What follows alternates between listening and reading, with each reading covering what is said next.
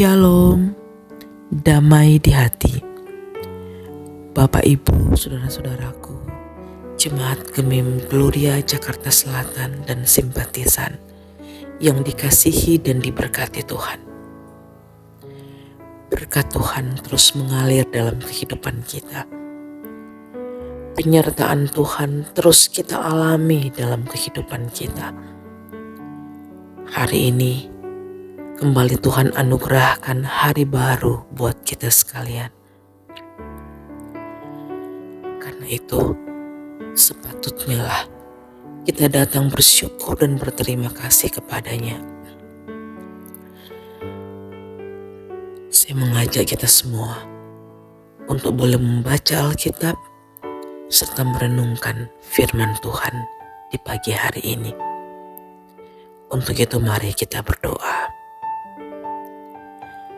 Ya Tuhan, berkat Tuhan, kasih setia Tuhan tidak pernah berkesudahan dalam kehidupan kami. Terima kasih Tuhan.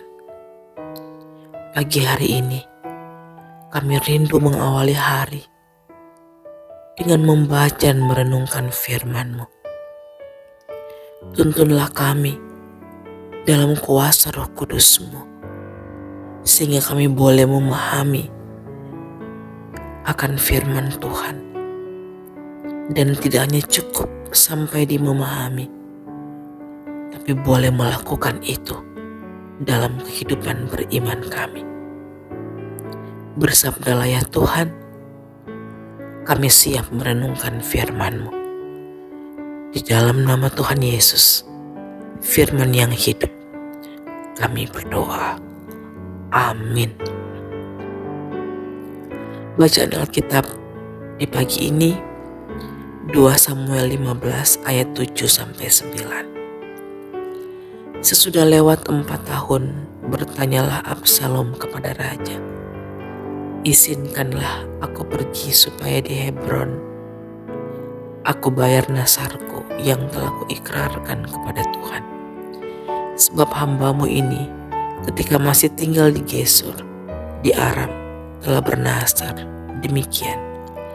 Jika Tuhan sungguh-sungguh memulangkan aku ke Yerusalem, maka aku akan beribadah kepada Tuhan. Lalu berkatalah raja kepadanya, pergilah dengan selamat. Maka berkemaslah Absalom dan pergi ke Hebron. Demikian bacaan Alkitab di pagi hari ini. Tema renungan di pagi ini, bayarlah nasar kepada Tuhan dengan tujuan yang benar. Saudara-saudaraku yang dikasihi dan diberkati Tuhan, sesuatu yang baik bisa menjadi jahat ketika jatuh kepada orang yang jahat. Membayar nasar adalah sesuatu tindakan yang baik, yaitu ketika seseorang memenuhi apa yang pernah diucapkan sebagai janji kepada Tuhan Allah. Dalam bacaan firman Tuhan hari ini, tertulis bahwa setelah 4 tahun Absalom berada di Yerusalem, tempat Raja Daud ayahnya bertahta, ia meminta izin kepada Raja Daud untuk pergi ke Hebron dalam rangka membayar apa yang pernah dinasarkannya kepada Tuhan sewaktu ia berada di Gesur. Jika Tuhan sungguh-sungguh memulangkan aku ke Yerusalem, maka aku akan beribadah kepada Tuhan, seperti tertulis pada ayat 8. Dan Raja Daud memberi izin dan merestui Absalom untuk menunaikan apa yang menjadi niatnya itu. Tetapi ternyata Absalom berdusta. Katanya pergi ke Yerusalem untuk membayar nasar itu hanya menjadi alasan, karena tujuan dia pergi ke Yerusalem. Dia pergi ke Hebron untuk kudeta ayahnya Raja Daud. Kita boleh melihat di sini sesuatu rencana kejahatan atau rancangan yang jahat bisa saja diizinkan Tuhan terjadi. Seperti yang dialami Absalom. Dia berhasil mengkudeta ayahnya sendiri, Raja Daud. Tetapi ingat, setiap kejahatan ada konsekuensinya. Setiap hal yang jahat pasti akan ada hukumannya. Apa yang dia tabur, itu yang dia tuai. Kalau kita baca pada pasal 18 dalam kitab 2 Samuel, Absalom mati dengan cara yang cukup menggenaskan. Ketika berperang dengan pasukan Raja Daud, kepalanya nyangkut di pohon terbantit. Kemudian Yoab menikamkan 5 lembing ke dada Absalom. Juga 10 bujang Yoab yang membawa senjata Yoab mengelilingi Absalom, lalu memukul dan membunuhnya. Saudara-saudaraku yang dikasihi dan diberkati Tuhan, apa artinya firman ini untuk kita?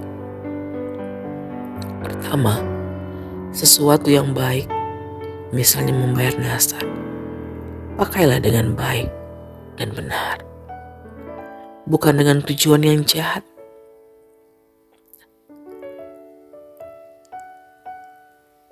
Bisa diaplikasikan dalam situasi kampanye saat ini.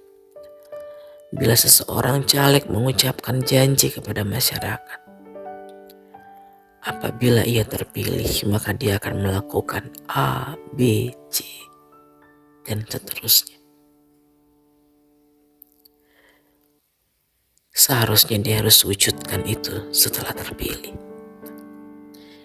Jangan sampai janji itu hanya menjadi alasan atau menjadi janji palsu. Setelah terpilih, dia melupakan janji itu. Kedua, sesuatu rancangan jahat bisa saja terjadi. Tapi ingat, pasti akan ada konsekuensinya. Akan ada hukumannya. Mengingatkan kita untuk menjauhi atau jangan berbuat jahat kepada sesama. Karena cepat atau lambat, kebenaran akan dinyatakan dan yang salah akan mendapat hukuman. Kiranya Tuhan menolong kita semua untuk melakukan kebaikan, bukan merancangkan kejahatan, dan menjadikan sesuatu yang baik dengan tujuan yang baik juga. Tuhan Yesus memberkati kita semua. Amin. Mari kita berdoa. Ya Tuhan Allah, terima kasih untuk firman-Mu. Berikanlah kami hati yang selalu merasa terpanggil untuk memenuhi apa yang kami dasarkan kepadamu dan yang kami janjikan kepada sesama kami dengan tujuan yang baik dan benar. Tolong kami untuk menjauhi setiap kejahatan. Terima kasih Tuhan. Kami memohon kiranya sepanjang hari ini, dalam tuntunan kuasa Roh Kudus, kami boleh melakukan kebaikan. Kami boleh melakukan apa yang Tuhan kehendaki. Kami boleh menyenangkan hati Tuhan dan menjadi berkat bagi sesama. Di dalam nama Tuhan Yesus, kami berdoa. Amin.